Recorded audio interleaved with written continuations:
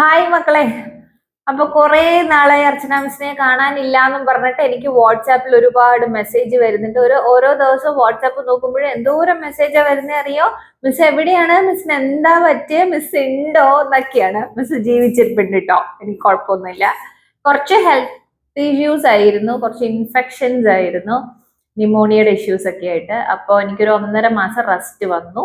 അപ്പൊ റെസ്റ്റ് വന്നപ്പോൾ ഒന്നും തന്നെ വീഡിയോ എടുക്കാൻ പറ്റിയില്ല, ഓൺലൈൻ ക്ലാസ്സസ് എടുക്കാൻ പറ്റിയില്ല, എടുത്ത ക്ലാസ് തന്നെ മര്യാദയ്ക്ക് കണ്ടിന്യൂ ചെയ്യാൻ പറ്റുന്നില്ല. ബട്ട് ഇപ്പൊ ഒരു 2-3 ഡേയ്സ് ആയിട്ടേ ഉള്ളൂ എൻ്റെ റെസ്റ്റ് ടൈം കഴിഞ്ഞിട്ട്.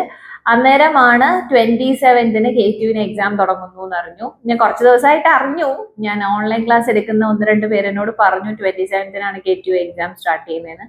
അപ്പൊ ഫസ്റ്റ് പേപ്പർ പവർ സിസ്റ്റം ഞാനൊരു പ്ലേലിസ്റ്റ് ഒക്കെ ക്രിയേറ്റ് ചെയ്തിരുന്നു 4-5 വീഡിയോസ് വെച്ചിട്ട്. അത് കണ്ടിന്യൂ ചെയ്യാൻ ഒന്നും തന്നെ കഴിഞ്ഞില്ല. അപ്പൊ ഇതിൽ എനിക്ക് പറ്റുന്ന വീഡിയോസ് ഞാൻ അപ്ലോഡ് ചെയ്യാം. ഇനി ഒരു 6 ഡേയ്സും കൂടി ഉണ്ട്. ഈ 6 ഡേയ്സിൽ 3 വീഡിയോസ് വെച്ച് എടുത്താലും 18 വീഡിയോസ് ആവും. പക്ഷെ എന്റെ ഹെൽത്ത് കണ്ടീഷൻ എങ്ങനെയാന്ന് വെച്ചിട്ട് അതനുസരിച്ചിട്ടാണ് ഒരു ദിവസം 2 വീഡിയോ ആണോ, 1 വീഡിയോ ആണോ, 3 വീഡിയോ ആണോ എന്ന് ഡിസൈഡ് ചെയ്യാൻ പറ്റുള്ളൂ. എനിവേ, ഇന്നിപ്പോ ഞാൻ പറയാൻ പോകുന്നത് load flow analysis. Load flow അനാലിസിസിനകത്ത് എന്താണ് ടൈപ്സ് ഓഫ് ബസ്സസ് പറയണം, നീഡ് ഫോർ സ്ലാക്ക് ബസ് എന്നൊരു ക്വസ്റ്റ്യൻ വരും. ദെൻ ഗോസീഡൽ മെത്തേഡിന്റെ ന്യൂമറിക്കൽ, ന്യൂട്രാൻസൺ മെത്തേഡും ഫാസ്റ്റ് ഡീകപ്പിൾ മെത്തേഡും തിയറിയാണ്. പ്രൊസീജിയറും steps to follow the steps to continue the process എന്നുള്ള പ്രൊസീജിയറിന്റെ സ്റ്റെപ്സും ദെൻ ഫ്ലോ ചാർട്ടും രണ്ടിന്റെയും ഞാൻ വാട്സാപ്പ് ചാനലിലേക്ക് അപ്ലോഡ് ചെയ്യാം. അല്ലാണ്ട് അത് ഞാൻ തിയറി പറയില്ല, ന്യൂമറിക്കൽ ബേസ്ഡ് ആയിട്ട് എടുക്കാനാണ്. എക്കണോമിക് ലോ ഡിസ്പാച്ചിന്റെ ന്യൂമറിക്കൽ എനിക്ക് പറയണം ലാസ്റ്റ് മൊഡ്യൂള്. അത് ഭയങ്കര ഈസി ആയിട്ടില്ലാണ്, പക്ഷെ ലാസ്റ്റ് മൊഡ്യൂളായിട്ട് അത് എസ്എ ക്വസ്റ്റൻ ആണ്. ഞാൻ പഠിക്കുന്ന സമയത്തെ എസ്എ ക്വസ്റ്റൻ ആണ്. അപ്പൊ അതൊക്കെ ചെയ്യണം. സോ എനിക്ക് അറിയില്ല ഞാൻ ഏതൊക്കെ വീഡിയോ ചെയ്യും എന്നുള്ളത്. എനിവേ, ഇന്ന് എന്തായാലും ലോഡ് ഫ്ലോ അനാലിസിസ് ഗോസീഡൽ മെത്തേഡും വീഡിയോ അപ്ലോഡ് ചെയ്തേക്കാം കേട്ടോ. അപ്പൊ നമുക്ക് നോക്കാം ലോഡ് ഫ്ലോ അനാലിസിസ്. ഞാൻ ജസ്റ്റ് ഒരു ഇൻട്രൊഡക്ഷൻ പോലെ എഴുതിയിട്ടുണ്ട്. ഈ ലോഡ് ഫ്ലോ അനാലിസിസിന് തിയറി ചോദിക്കൂ കേട്ടോ. പാർട്ട് എയിൽ ക്വസ്റ്റ്യൻ ചോദിക്കും, types of bus, need for slack bus. അന്നേരം അതിനെല്ലാം ഒരു ഇൻട്രോ ആയിട്ട് നിങ്ങൾ ഇത് എഴുതിയാൽ മതി. ഇത് എഴുതിയെടുക്കണം കേട്ടോ, എഴുതിയെടുത്തിട്ട് പഠിക്കണേ. അപ്പൊ എന്താണ് ലോഡ് ഫ്ലോ അനാലിസിസ്? ഒരു സ്റ്റഡി സ്റ്റേറ്റ് കണ്ടീഷനിലുള്ള പവർ സിസ്റ്റത്തിന്റെ സൊല്യൂഷൻ കണ്ടുപിടിക്കുന്ന മെത്തേഡിനെയാണ് നമ്മൾ ലോഡ് ഫ്ലോ അനാലിസിസ് എന്ന് പറയുന്നത്. ക്ലിയർ ആയോ? ഒരു സ്റ്റഡി സ്റ്റേറ്റ് കണ്ടീഷനിലുള്ള പവർ സിസ്റ്റത്തിന്റെ, അതായത് പവർ സിസ്റ്റം സ്റ്റഡി സ്റ്റേറ്റും ട്രാൻസിയന്റും 2 കണ്ടീഷൻസ് വരുമല്ലോ, ടൈമിനനുസരിച്ച് വേരിയേഷൻ വരാത്തതും. അപ്പൊ സ്റ്റഡി സ്റ്റേറ്റ് കണ്ടീഷനിലുള്ള ഒരു പവർ സിസ്റ്റത്തിന്റെ സൊല്യൂഷൻ കണ്ടുപിടിക്കുന്ന മെത്തേഡിനെയാണ് നമ്മൾ ലോഡ് ഫ്ലോ അനാലിസിസ് എന്ന് പറയുന്നത്. ആൻഡ് ലോഡ് ഫ്ലോ അനാലിസിസ് ചെയ്യുമ്പോൾ, അല്ലെങ്കിൽ ഒരു പവർ സിസ്റ്റത്തിന്റെ ലോഡ് ഫ്ലോ അനാലിസിസ് ചെയ്യുമ്പോൾ നമുക്ക് കിട്ടുന്ന ഔട്ട്പുട്ട് എന്ന് പറയുന്നത് ലൈക്ക് കുറച്ച് ടേംസ് ഉണ്ട്. First term real power, second reactive power, third magnitude of voltage and the fourth one is the face angle of voltage. Okay, load flow analysis ചെയ്യുമ്പോൾ, ഒരു power സിസ്റ്റത്തിന്റെ ലോഡ് ഫ്ലോ അനാലിസിസ് ചെയ്യുമ്പോൾ നമുക്ക് കിട്ടുന്ന outputs എന്ന് പറയുന്നത് real power, reactive power, magnitude of voltage and the face angle of voltage. അതാണ് ഈ 2 പാരഗ്രാഫിലായിട്ട് മിസ് എഴുതിയിട്ടുള്ളത്. അത് കഴിഞ്ഞ് പറയുന്നത് load flow study of the power system generally require the following steps. Like ഇവിടെ സ്റ്റെപ്സ് എന്ന് പറയുന്ന ഒന്നുമില്ലടാ. അതെന്താ വെച്ചാൽ നമ്മൾ ഏതൊരു ന്യൂമറിക്കല് വലിയ എസ്എ ക്വസ്റ്റ്യൻ ചെയ്യുമ്പോഴും നമുക്ക് അതിനൊരു പ്രൊസീജിയർ ഉണ്ടാവും. നമ്മൾ ആ പ്രൊസീജിയർ ഫോളോ ചെയ്ത് തന്നെയാണ് ചെയ്യുന്നത്. ഇപ്പൊ ലൈക്ക് മാത്സ് ചെയ്യുമ്പോൾ, ഇപ്പൊ നിങ്ങൾ കാൽക്കുലസ് ഒക്കെ ചെയ്യുമ്പോൾ, അല്ലെങ്കിൽ എന്താ പറയാ, പാർഷ്യൽ ഡിഫറൻസിയേഷൻ, എനിക്ക് മാത്സിൽ ഭയങ്കര ഇഷ്ടം ഉണ്ടായിരുന്ന മാത്സ് ആണ്, S4 maths, partial differentiation, then applications of partial differentiation. അവിടെ ഈ ലെഗ്രാഞ്ച് ചെയ്യുമ്പോൾ, അല്ലെങ്കിൽ ടൈപ്പ് PQ മെത്തേഡ് ഒക്കെ ഇല്ലേ, അതിൽ type 1, type 2, type 3, type 4 identification ഒക്കെ, അവിടെയൊക്കെ നമ്മൾ ചെയ്യുമ്പോൾ എല്ലാം സ്റ്റെപ്സ് ആണ്. പക്ഷെ ആ ഒരു മെത്തേഡൊക്കെ ചെയ്യുമ്പോൾ നമ്മൾ ഫോർമാറ്റിലേക്ക് കൊണ്ടുവരണം. ക്വസ്റ്റൻ എന്താണോ അതിനെ നമ്മളൊരു ഫോർമാറ്റിലേക്ക് കൊണ്ടുവന്നിട്ട് ജനറൽ സൊല്യൂഷൻ ഉണ്ടാവും. ആ ജനറൽ സൊല്യൂഷൻ മെത്തേഡിലോട്ട് കൊണ്ടുവന്നിട്ടാണ് ബാക്കി സ്റ്റെപ്സ് ഫോളോ ചെയ്യുന്നത്. അതുപോലെ തന്നെ പവർ സിസ്റ്റം എങ്ങനെയാണെങ്കിലും ആ ഒരു പവർ സിസ്റ്റത്തിനെ ലോഡ് ഫ്ലോ അനാലിസിസ് വെച്ചിട്ട് നമുക്ക് ഈ റിയൽ പവറും റിയാക്റ്റീവ് പവറും വോൾട്ടേജും ഫേസ് ആംഗിളും ഒക്കെ കണ്ടുപിടിക്കാൻ വേണ്ടിയിട്ട് ഫോളോ ചെയ്യുന്ന സ്റ്റെപ്സ് ഉണ്ട്. അതിനാദ്യം ചെയ്യേണ്ടത് representation of the system by SLD, single line diagram. ഒരു സിംഗിൾ ലൈൻ ഡയഗ്രാം വരച്ചിട്ട് എന്ത് ചെയ്യണം? ഈ കംപ്ലീറ്റ് പവർ സിസ്റ്റത്തിനെ നമ്മൾ represent ചെയ്യണം. Then the second one is determining the impedance diagram using the information in SLD. Single line diagramത്തിൽ നിന്ന് impedance diagram, determining the impedance diagram determine ചെയ്യണം. Then third one is formation of the network equation. ആ impedance diagramത്തിൽ നിന്ന് നമ്മൾ network equation form ചെയ്യണം. Then the fourth one is obviously it's the solution ആയിരിക്കും അല്ലേ? അപ്പൊ നമ്മൾ തേർഡ് നെറ്റ്വർക്ക് ഇക്വേഷൻ ഫോം ചെയ്ത് കഴിഞ്ഞാൽ ഫോർത്ത് എന്ത് ചെയ്യണം? അതിന്റെ സൊല്യൂഷൻ കണ്ടുപിടിക്കണം.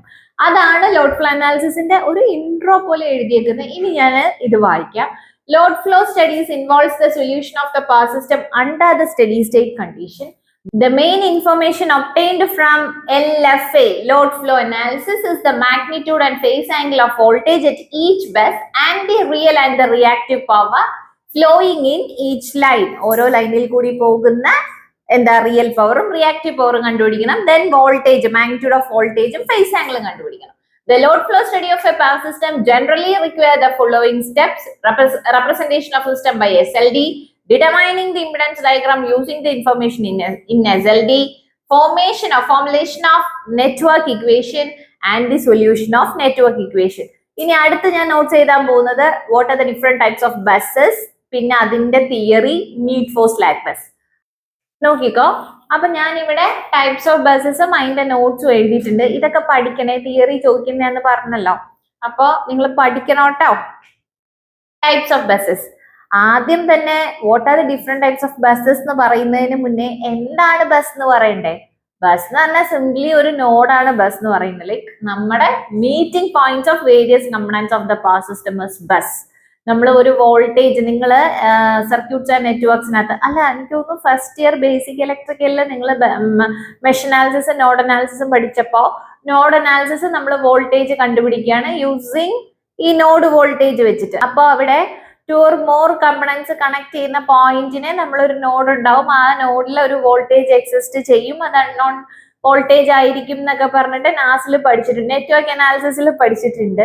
അപ്പൊ അതുപോലെ തന്നെയാണ് ഇവിടെയും പറയുന്നത്. ബസ് എന്ന് പറയുന്നത് പവർ സിസ്റ്റത്തിലുള്ള ഒത്തിരി കമ്പണൻസ് വന്ന് മീറ്റ് ചെയ്തിട്ടില്ല അല്ലെങ്കിൽ കണക്ട് ചെയ്തിട്ടില്ല ആ ഒരു മീറ്റിംഗ് പോയിന്റിനെയാണ് ബസ് എന്ന് പറയുന്നത് കേട്ടോ. അപ്പൊ basically the buses are the meeting point of various components. Generator will feed energy to bus. ബസ്സിലേക്ക് എനർജി ഫീഡ് ചെയ്യുന്നത് ജനറേറ്റർ ആണ്. അപ്പൊ അവിടെ ജനറേറ്റർ കൊടുക്കുന്ന ഒരു പവർ ഉണ്ട്, ലൈക്ക് ഒരു എനർജി ഉണ്ടെന്ന് പറഞ്ഞില്ലേ. ആ എനർജി എന്ന് പറയുന്നത് എന്താണ്? ഒരു കൈൻഡ് ഓഫ് ഒരു പവർ ആണ്. That is, the generator will feed energy to bus and the load will draw energy from bus. എന്നിട്ട് ലോഡ് കൊടുക്കുന്ന പവറിൽ നിന്ന് ലോഡ് എന്ത് ചെയ്യും? എനർജി ഡ്രോ ചെയ്യും, അല്ലെങ്കിൽ ആ പവർ ലോഡ് എടുക്കും. ലോഡ് എടുത്തല്ലേ കറണ്ട് സപ്ലൈ പോകുന്ന കറണ്ട് ലോഡ് എടുത്തിട്ടാണ് ലോഡ് റൺ ചെയ്യുന്നത്. ലൈക്ക് നമ്മുടെ ഈ എന്താ പറയാ, ഇപ്പൊ ലൈറ്റ്, ഫാൻസ്, AC ഇതൊക്കെ കറണ്ട് എടുക്കുന്നു. അപ്പൊ നമ്മൾ കറണ്ട് കൊടുത്തിട്ട് ആ കറണ്ടാണ് എടുക്കുന്നത്. അതുപോലെ തന്നെ ഇവിടെ പറയുന്ന generator will feed energy to the power system or energy to the bus and the load will draw energy from the bus. ബസ്സിൽ നിന്ന് ലോഡ് എനർജി എടുക്കും. In a network of power system the buses become the nodes. ഞാൻ പറഞ്ഞല്ലോ bus നോഡാണെന്ന്. Buses become the nodes and so a voltage can be specified for each bus. അപ്പൊ bus ഒരു node ആകുമ്പോഴത്തേനും എല്ലാ ബസ്സിനും അല്ലെങ്കിൽ എല്ലാ നോഡിനും എന്തുണ്ടാവും? ഒരു വോൾട്ടേജ് ഉണ്ടാവും അല്ലെ? ഒരു വോൾട്ടേജ് ഉണ്ടാവും. Each bus in A power system is associated with 4 quantities. ഓരോ പവർ സിസ്റ്റത്തിൽ അല്ലെങ്കിൽ ഓരോ ബസ്സിലുള്ള അല്ലെങ്കിൽ പവർ സിസ്റ്റത്തിലെ ഓരോ ബസ്സിനും 4 ക്വാണ്ടിറ്റീസ് ആണ് സ്പെസിഫൈ ചെയ്തിട്ടുള്ളത്. അതാണ് ആ 4 ക്വാണ്ടിറ്റീസ് ആണ് തൊട്ടു മുന്നേ ഞാൻ പറഞ്ഞത്. The real power, reactive power, magnitude of voltage and the face angle of voltage എന്ന് ഓർമ്മയുണ്ടോ? Then the buses of a power system can be classified into following 3 types. അപ്പൊ പവർ സിസ്റ്റത്തിലുള്ള ബസ്സുകളെ 3 ബസ്സാക്കി ക്ലാസിഫൈ ചെയ്തിട്ടുണ്ട്. എന്തിന്റെ ബേസിൽ? Based on the quantities being specified. Specify ചെയ്തിട്ടുള്ള ക്വാണ്ടിറ്റീസിന്റെ ബേസിലാണ് ബസ്സുകളെ ക്ലാസിഫൈ ചെയ്തിരിക്കുന്നത്.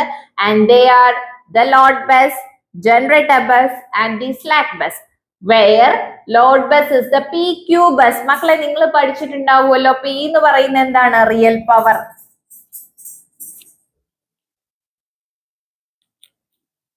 and Q be the reactive power.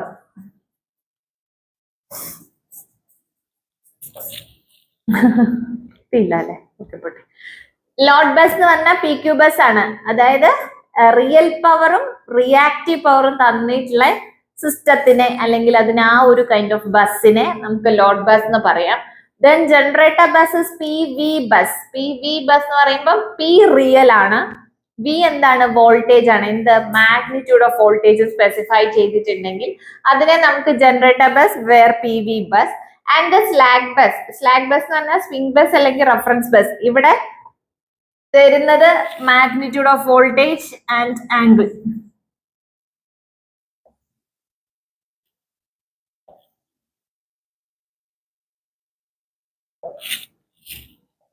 Magnitude and angle of voltage തരുന്ന സിസ്റ്റം അല്ലെങ്കിൽ തരുന്ന bus be the slack bus. Okay അല്ലേ ഈ പറഞ്ഞത്?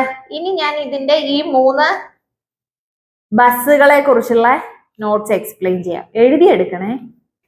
ഇപ്പൊ ഇവിടെ ഇതൊരു ടാബ്ല കോളം വരച്ചിട്ട് ഇവിടെ ബസ്സുകളെല്ലാം സ്പെസിഫൈ ചെയ്തിട്ടുണ്ട്, ഡിനോട്ട് ചെയ്തിട്ടുണ്ട്. എന്നിട്ട് എന്തൊക്കെ ക്വാണ്ടിറ്റീസ് ആണ് സ്പെസിഫൈ ചെയ്തിട്ടുണ്ടാവുക, എന്തൊക്കെയാണ് കണ്ടുപിടിക്കാനുള്ളത്, ദെൻ അതിന്റെ ഒരു റിമാർക്ക് പോലെ എഴുതിയിട്ടുണ്ട്. ഈ ഒരു കോളം വരച്ചിട്ട് ഇതിനെ നിങ്ങൾ തിയറി ആക്കി ഡെവലപ്പ് ചെയ്താൽ മതി. അതെങ്ങനെയാന്ന് ഞാൻ പറഞ്ഞു തരാം. ബസ് ടൈപ്പ് 3 ബസ് ഉണ്ടല്ലോ, load bus, generator bus, slack bus.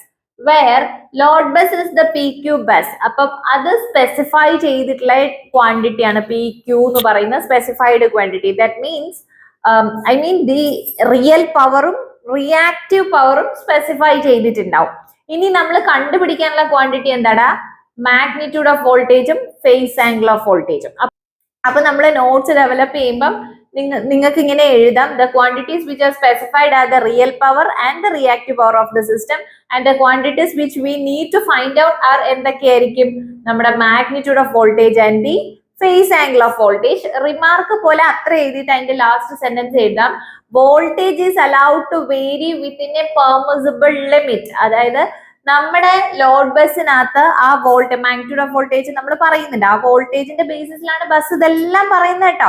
അപ്പൊ ആ വോൾട്ടേജിനെ വേരിയേറ്റ് ചെയ്യാൻ ഒരു ലിമിറ്റ് ഉണ്ട്, ഒരു പെർമിസിബിൾ ലിമിറ്റ് ഉണ്ട്. ഇപ്പൊ ഞാനൊരു എക്സാമ്പിൾ പറയുകയാണെങ്കിൽ നമ്മൾ tolerance 3 phase system, single phase system പറയുമ്പോൾ 230 വോൾട്ട് 50 ഹെർട്സ് സിംഗിൾ ഫേസും 415 വോൾട്ട് 50 ഹെർട്സ് 3 ഫേസും പറഞ്ഞിട്ട് അതിനൊരു വോൾട്ടേജ് ടോളറൻസ് പറയും +or-5%. അതുപോലെ തന്നെ ഇവിടെ എനിക്കൊരു എക്സാമ്പിൾ വേണേ പറയാം, +or-5% വോൾട്ടേജ് ടോളറൻസ്. അതായത് +5% -5% നമ്മുടെ വോൾട്ടേജ് വേരിയേറ്റ് ചെയ്യാം എന്ന് നമുക്ക് വേണേ പറയാം. അതുപോലെ തന്നെയാണ് ഇവിടെ ആ ഒരു എന്താ പറയാ, ലോഡ് ബസ്സിന് മാക്സിമം വോൾട്ടേജ് വേരിയേറ്റ് ചെയ്യാൻ ഒരു പെർമിസിബിൾ ലിമിറ്റ് ഉണ്ടാവും. അതാണ് ഞാൻ റിമാർക്കായിട്ട് എഴുതിയേക്കുന്നത്. നിങ്ങൾക്ക് അത് തിയറി ഡെവലപ്പ് ചെയ്യുമ്പോൾ ഒരു സെന്റൻസ് ആക്കി ഒരു പാരഗ്രാഫ് ആക്കി എഴുതണ്ടേ എക്സ്പ്ലെയിൻ ചെയ്യുമ്പോൾ, അതിന് യൂസ് ചെയ്യാം കേട്ടോ. Then second one is the generator bus or the P V bus. P എന്ന് പറയുന്നത് റിയൽ പവറും വി എന്ന് പറയുന്ന മാഗ്നിറ്റ്യൂഡ് ഓഫ് വോൾട്ടേജും. അത് നമ്മുടെ സ്പെസിഫൈഡ് അല്ലെങ്കിൽ ഗിവൺ ടേംസ് ആണ്. അത് ഗിവൺ ആണെങ്കിൽ നമ്മൾ കണ്ടുപിടിക്കാനുള്ളത് എന്താണ്? റിയാക്റ്റീവ് പവറും ദെൻ ഡെൽറ്റ എന്താ? ഫേസ് ആംഗിൾ ഓഫ് വോൾട്ടേജും അല്ലെ. അപ്പൊ റിയാക്റ്റീവ് പവറും ഫേസ് ആംഗിൾ ഓഫ് വോൾട്ടേജ് നമ്മൾ കണ്ടുപിടിക്കണം. Then remark പറയുന്ന for PV bus the reactive power limits will be specified. Reactive power ന്റെ ലിമിറ്റ് ഇവിടെ സ്പെസിഫൈ ചെയ്തിട്ടുണ്ടാവും. ഫസ്റ്റ് നമ്മൾ പറഞ്ഞത് വോൾട്ടേജ് വേരിയേഷൻ, അതായത് ലോഡ് ബസ്സിന് പറഞ്ഞത് വോൾട്ടേജിനെ വേരിയേറ്റ് ചെയ്യാനുള്ള ഒരു ലിമിറ്റ് പറഞ്ഞിട്ടുണ്ടാവും എന്നാണ്. ഇവിടെ നമ്മൾ പറയുന്നത് റിയാക്റ്റീവ് പവറിന് വേരിയേറ്റ് ചെയ്യാനുള്ള ലിമിറ്റ് പറഞ്ഞിട്ടുണ്ടാവും എന്നാണ്. Then last one is the slack bus. Basically magnitude of വോൾട്ടേജും ഫേസ് ആംഗിൾ ഓഫ് വോൾട്ടേജും തന്നിട്ടുള്ള സിസ്റ്റത്തിനെ സ്ലാക്ക് ബസ് എന്ന് പറയും. അപ്പൊ അവിടെ കണ്ടുപിടിക്കാനുള്ളത് എന്തൊക്കെയാ? റിയൽ പവറും റിയാക്റ്റീവ് പവറും അല്ലെ. റിയൽ പവറും റിയാക്റ്റീവ് പവറും നമ്മൾ കണ്ടുപിടിക്കണം. Usually one of the P V bus is selected as the slack bus. എപ്പോഴും നമ്മൾ ഒരു ജനറേറ്റർ ബസ്സിനെ ആയിരിക്കും സ്ലാക്ക് ബസ് ആയിട്ട് ചൂസ് ചെയ്യുന്നത്. ഇനി ഇവിടുത്തെ റിയൽ പവർ എങ്ങനെ, റിയാക്റ്റീവ് പവർ എങ്ങനെയെന്ന് ഞാൻ പറയാം. ടോട്ടൽ വരുന്ന പവർ പി ടോട്ടൽ വരുന്ന ക്യൂ ആണ് കേട്ടോ എഴുതുന്നത്. നിങ്ങൾ നോട്ട്സ് എഴുതിയെടുക്കണേ. ഞാന് തിയറി പറഞ്ഞ സമയത്ത് വാട്ട് ഈസ് ബസ്, ആ ബസ്സിന്റെ തിയറി പറഞ്ഞ സമയത്ത് പറഞ്ഞിട്ടുണ്ടായിരുന്നു ജനറേറ്റർ ആണ് ബസ്സിന് ഫീഡ് ചെയ്യുന്നത്, എനർജി ഫീഡ് ചെയ്യുന്നത്. എന്നിട്ട് ലോഡ് ആ എനർജി എടുക്കും അല്ലെ, ടേക്കൺ ഔട്ട് ആണ്. അപ്പൊ ഫീഡ് ചെയ്യുന്ന എന്താണ്? ജനറേറ്റർ പവർ കൊടുക്കും, അതിൽ നിന്ന് ലോഡ് ഡ്രോൺ ചെയ്യും, ആണോ? അത് റിയൽ പവറിന്റെ കേസ്. അപ്പൊ റിയാക്റ്റീവ് പവർ ആകുമ്പോ QG മൈനസ് QD. ഈ G റെപ്രസെന്റ് ചെയ്യുന്നത് എന്താണ്? എനർജി പവർ സിസ്റ്റത്തിലേക്ക് എനർജി ഫീഡ് ചെയ്യുന്ന ജനറേറ്റർ എന്നാണ്. D റെപ്രസെന്റ് ചെയ്യുന്നത് എന്താണ്? ലോഡ് ടേക്കൺ ഔട്ട് ചെയ്യും, ലോഡ് പവർ ഡ്രോൺ ഔട്ട് ചെയ്യും. അതാണ് ഞാൻ ടേക്കൺ ഔട്ട് എന്ന് പറഞ്ഞത്. Power drone out from the bus ഏതാണ്? ലോഡ് എടുക്കുന്നത് അല്ലെ, അതാണ് D കൊണ്ട് റെപ്രസെന്റ് ചെയ്യുന്നത്. അപ്പൊ P is equal to PG minus PD and Q is equal to QG minus QD. ഇനി ഞാൻ just need for slack bus എന്നും പറഞ്ഞിട്ട് തിയറി എഴുതാം, എന്നിട്ട് അതും കൂടി എക്സ്പ്ലെയിൻ ചെയ്യാം.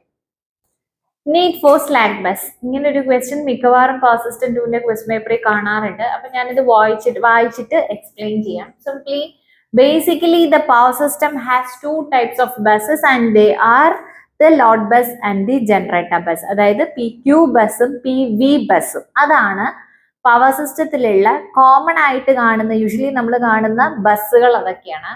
In these buses only power injected by the generator and power drawn by the loads are specified. അല്ലെ, ഇൻപുട്ട് കൊടുക്കുന്ന ഇൻജക്റ്റഡ് ബൈ ദ ജനറേറ്ററിൽ നിന്ന് ഇൻജക്ട് ചെയ്യുന്നതും പിന്നെ ലോഡ് എടുക്കുന്ന പവറുമാണ് സ്പെസിഫൈ ചെയ്യുന്നത്. അതായത് നമ്മുടെ എന്താ പറയാ, ഇൻപുട്ട് കൊടുക്കുന്നതും ഔട്ട്പുട്ട് കിട്ടുന്നതും അതാണ് സ്പെസിഫൈ ചെയ്യുന്നത്. ഇതിന്റെ നടുക്കൊരു സാധനം ഇല്ലേ, ഇൻപുട്ട്.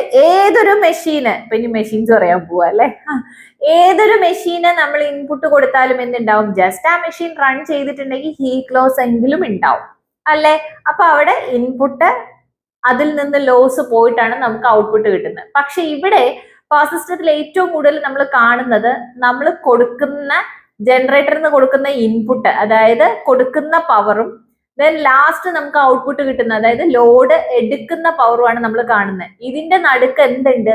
ട്രാൻസ്മിഷൻ ലോസുകൾ ഉണ്ട്. അല്ലെങ്കിൽ നിങ്ങൾ SLD പഠിച്ച സമയത്ത് ട്രാൻസ്മിഷൻ ലൈൻ എന്നൊരു സംഭവം ഉണ്ടായിരുന്നു. അതിൽ ഹീറ്റ് ലോസ് പോകുന്ന ഞാൻ പറഞ്ഞിരുന്നു. അവിടെ ട്രാൻസ്മിഷൻ ലൈൻ ലോസുകൾ ഉണ്ടാവും എന്ന് പറഞ്ഞിരുന്നു. ആ ലോസുകൾ ഇവിടെ അക്കൗണ്ടഡ് അല്ല അല്ലെ. ഇവിടെ എന്താണ് അക്കൗണ്ടഡ് ആയിട്ട് ഉള്ളത്, അല്ലെങ്കിൽ നമ്മൾ സ്പെസിഫൈ ചെയ്യുന്നത് പോകുന്ന ജനറേറ്ററിൽ നിന്ന് പോകുന്ന പവറും ലോഡ് എടുക്കുന്ന പവറും മാത്രമാണെന്ന്. Okay, loads are specified, but the power loss in the transmission lines are not accounted. Transmission line illa power loss accounted alla. In a power system, total power generated will be equal to sum of the power consumed by loads and losses.